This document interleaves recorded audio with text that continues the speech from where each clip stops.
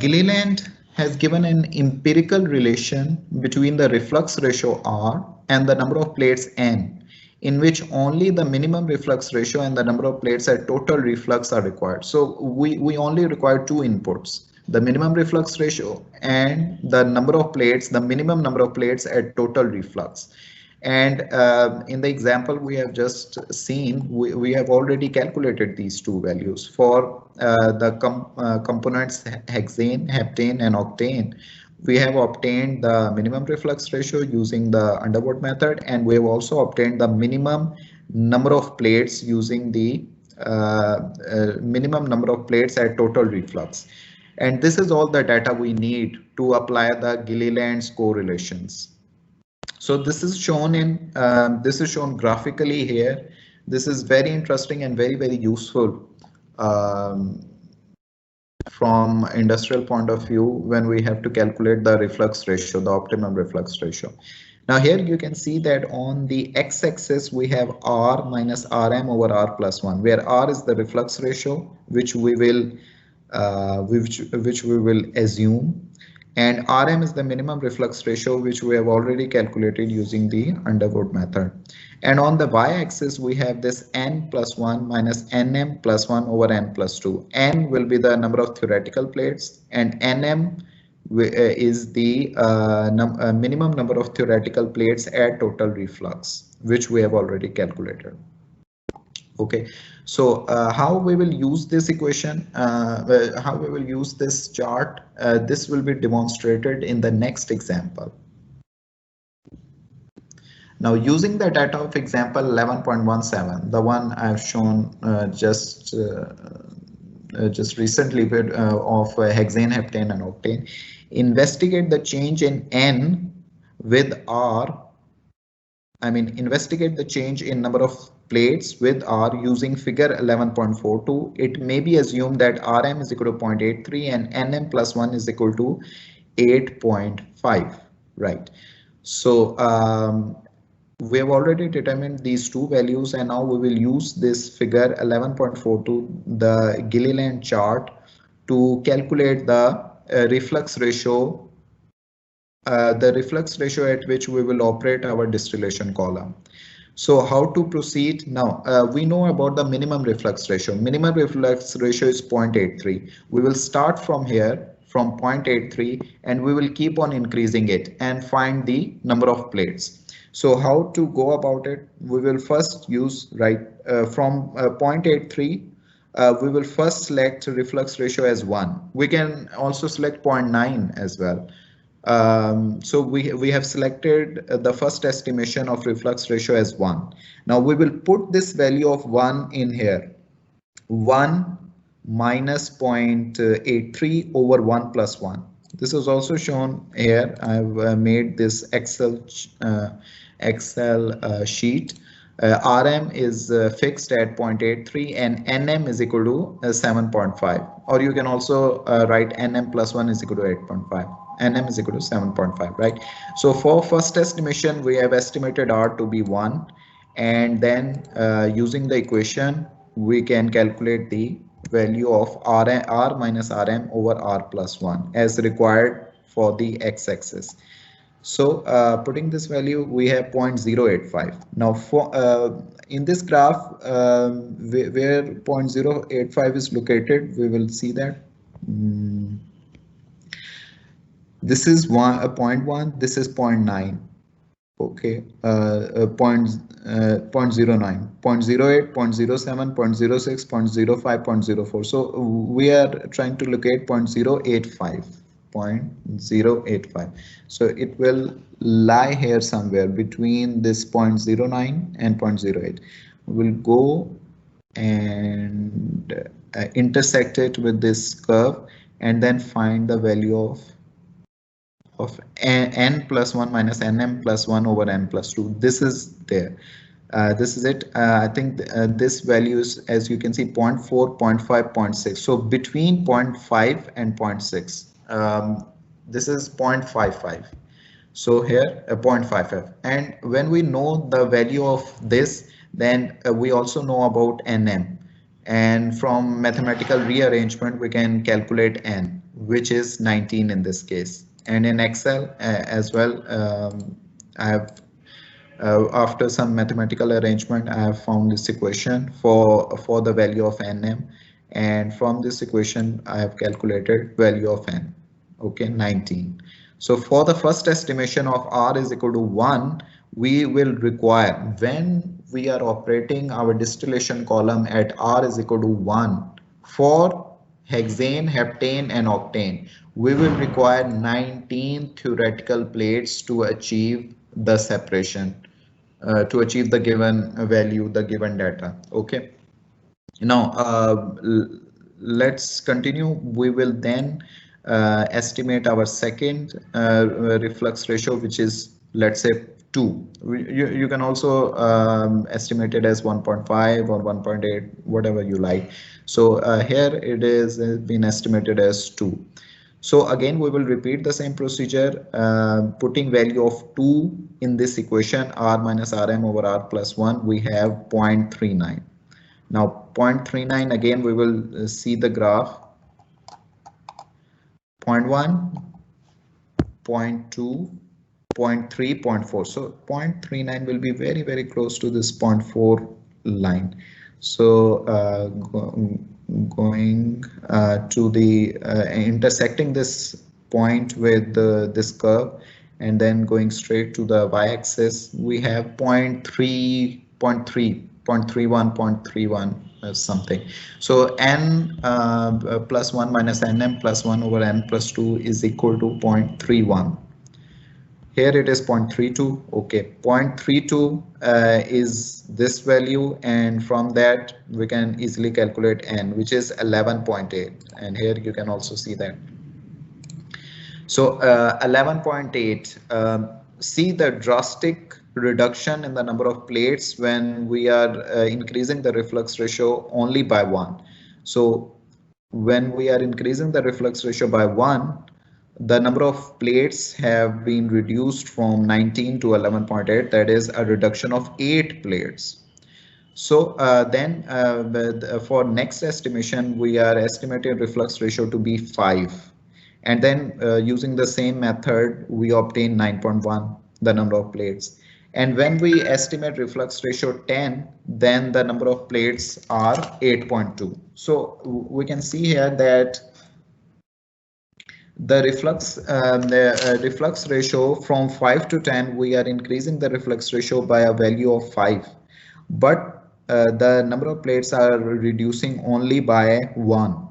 So as we saw previously, that a point comes where where a change in the reflux ratio does not bring about a significant reduction in the number of plates, and from here we have to, from these calculations, we have to obtain our optimum reflux ratio, at which we also have the less number of theoretical plates. On the other hand, we are also minimizing the operating as well as the capital charges. So in summary, this example shows that the number of plates falls off rapidly at first, though more slowly later, and a value of R approximately equal to 2 is probably the most economic, right? Because after 2, you are increasing the reflux ratio by a high amount, 5 and 10. And with this increase in the reflux ratio, we are also increasing the load on the reboiler and the condenser, and we will require much reboilers and condensers having higher diameters and areas, which will increase our capital cost. So it is better to operate our distillation column at reflux ratio 2, which will mean number of plates as 11.8 or 12, right? So from the Cleland's relation from this chart, we have selected our optimum reflux ratio, and we also know about the number of theoretical plates which we will have to install in our distillation column for hexane, heptane and octane. Okay. Now example 11.19.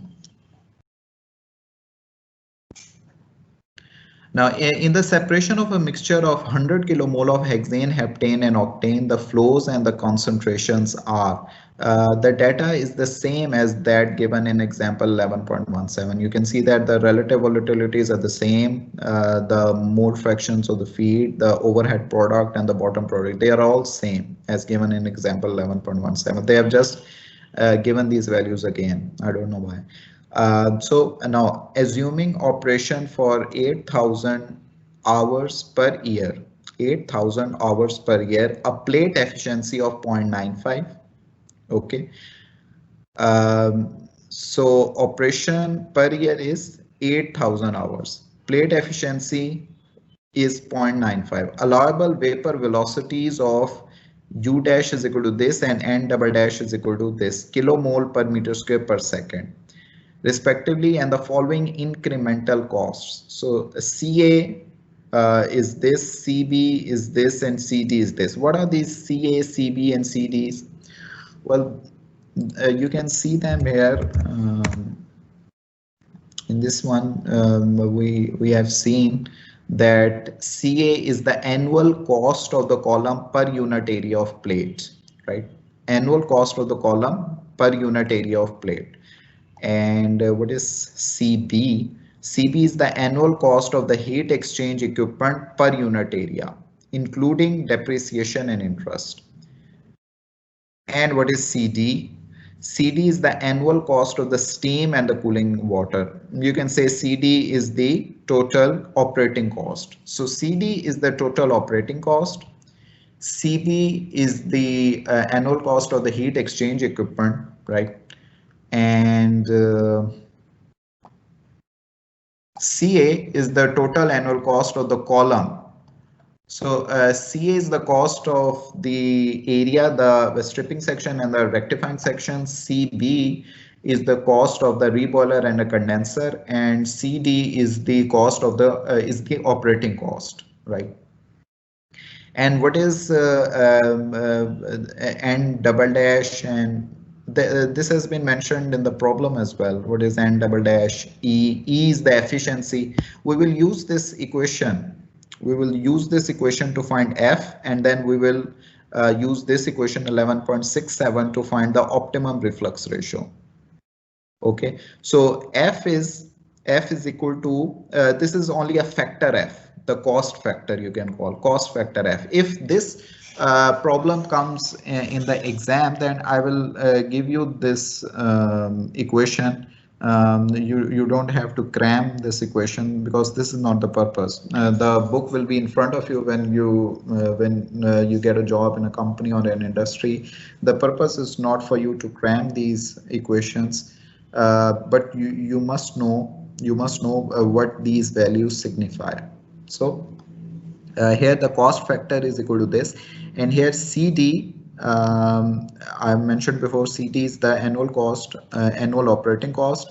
CB is the annual cost of the reboiler and a heat exchanger, and CA is the cost of the distillation column, right? So CD plus CB over TA and double dash.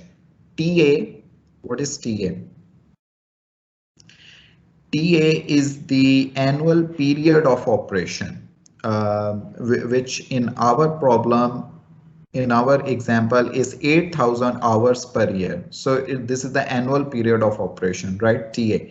E is the efficiency, plate efficiency, right? Which is 0.95 in our example. So E is the plate efficiency, 0.95 in our example. TA is the annual period of operation, and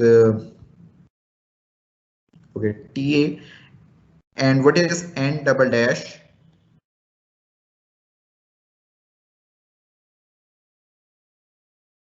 N double dash is the vapor handling capacity of the boiler and condenser. Okay, vapor handling capacity of the boiler and the condenser. So okay, so here all the values, we know about these values now, and all of these values have been given in our example, right? So when you know about this formula, you can just plug in the values and calculate the cost factor, then plug in the value of cost factor here, and I will show you how to calculate the optimum reflux ratio from this. So let's now only concentrate on this equation where CD, CB, CA, E, TA, U dash and N double dash. All of these values have been given. We will just plug in these values to find the cost factor in our example.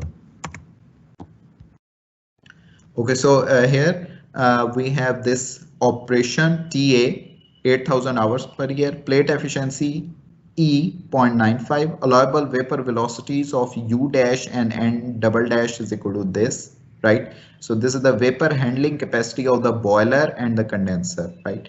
And CA, the operating cost of the distillation column, CB, operating cost of the reboiler and the condenser, and CD, the operating cost, or you can say annual operating costs, operating charges. So these values have been given. You will just plug in these values to find the factor F. And after plugging in the values, factor F is equal to 7.72. Only one thing you will have to do for the unit conversion, as you can see that this is given in 8000 hours per year, and this is kilomole. Both of these have the values of kilomole per meter square per second. So only thing which you will do is convert this hour into second. Okay, so 1 hour is equal to 3600 seconds, and when you do this, otherwise you will not have to alter any of the given values. You will just plug in the values, just change this hour into second, because a cost factor is a factor, it will have no units, right? So F is equal to 7.72. Okay. From this F is equal to 7.72, we will now plug in this value in this equation. But for this equation, we will also need this N optimum value, the optimum number of theoretical plates, and minus dN over dr, change in the number of plates with respect to R. For this, we already know about these values from the Gilliland correlation. R minus Rm over R plus 1 and N plus 1 minus Nm plus 1 over N plus 2, right? So just putting some values from the Gilliland correlation, we have these values, right? So when we have 0, we have 0.75. When we have, let's say when we have 1, when we have 1 on the x-axis, then you have 0 on y-axis, and you can see it here. When you have 1, then you have 0, right?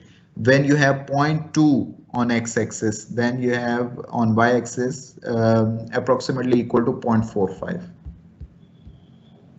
So 0.2 approximately equal to 0.45. These are basically the values of Gilliland correlation, how to draw the graph, the curve values of from the Gilliland correlation, right?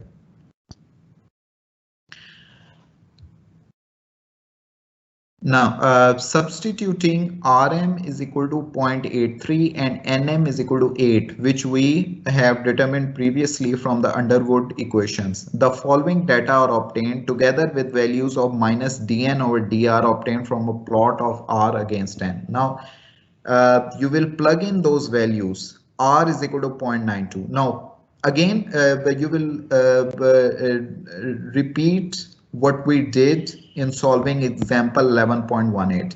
You will plug in some values of R, then into this equation R minus Rm over R plus 1. We already know the value of Rm. From this we will obtain some value, then we will see it in the Gilliland chart, the value on the x-axis. From that, from using the curve, we will determine the value of y-axis, which is this, and then we will calculate N. And when we have the values of N and R, we can easily calculate minus dN over dr. So the whole procedure of example 11.18 is repeated here. We are assuming R to be 0.92. Previously we assumed R to be 1. Our first assumption was 1. it must be greater than 0.83 because 0.83 is the minimum reflux ratio. So first estimation of R is 0.92, and N, after doing all that, after putting this R into R minus RM or this equation, and then from Gilliland's chart seeing the value of N plus 1, and then putting the value, we have this number of theoretical plates. So when we have 0.92 reflux ratio, then the number of theoretical plates is 28.6, and then minus dN over dr.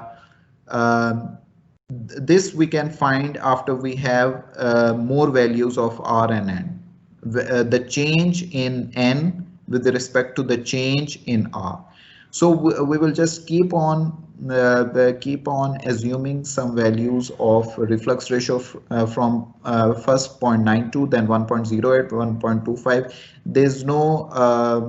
There's no specific formulation for that. I mean, you can choose reflux ratio by any interval. Here the first interval is, as you can see, 0.16, second is 0.17, then third is 0.5, similarly. So we need to obtain some values of R and N, and then minus dN over dr to put them in this equation. Now on the basis of the cost data, F is equal to, hence from equation 11.67. Now R optimum plus 1 is equal to N optimum plus 7.72 divided by minus dN over dr. Now what we will do is that we will just plug in the values obtained here, from this table in this equation, and when we have left hand side is equal to right hand side, that gives us our optimum reflux ratio. So we will keep on doing this. First we will put the value of 0.92 here, 0.92 as our optimum, then N optimum will be 28.6, and for minus dN over dr we will have 110. Okay, when we put these values, we will find that there's a large difference between the left hand side and the right hand side, which means that our reflux ratio, the reflux ratio estimated is not correct. Then we will keep on doing this. Here it is said that this occurs. What occurs when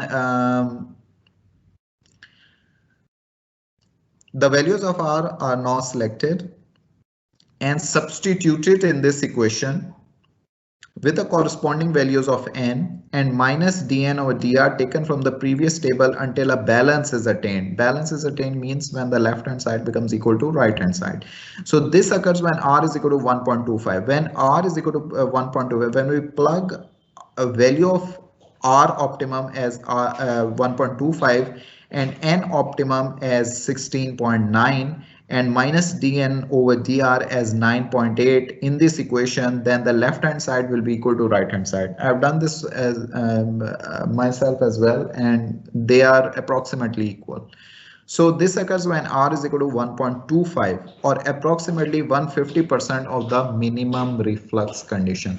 So by using this equation and by using the Gilliland's correlations, we have estimated the optimum reflux ratio, which is 1.25. The optimum reflux ratio, which is 1.25. After taking all the economic values, all the total operating costs, the operation time, the vapor handling capacities of the reboiler and the condenser, the total cost of the distillation column, when we have all these values. Now, a lot of time will also be consumed in collecting all this data as well. So for a chemical engineer, you will have to collect all of this data. Then you will use this data. You will use the Gilliland correlation, and you will plug this data in here, and you can find the optimum reflux ratio, which will.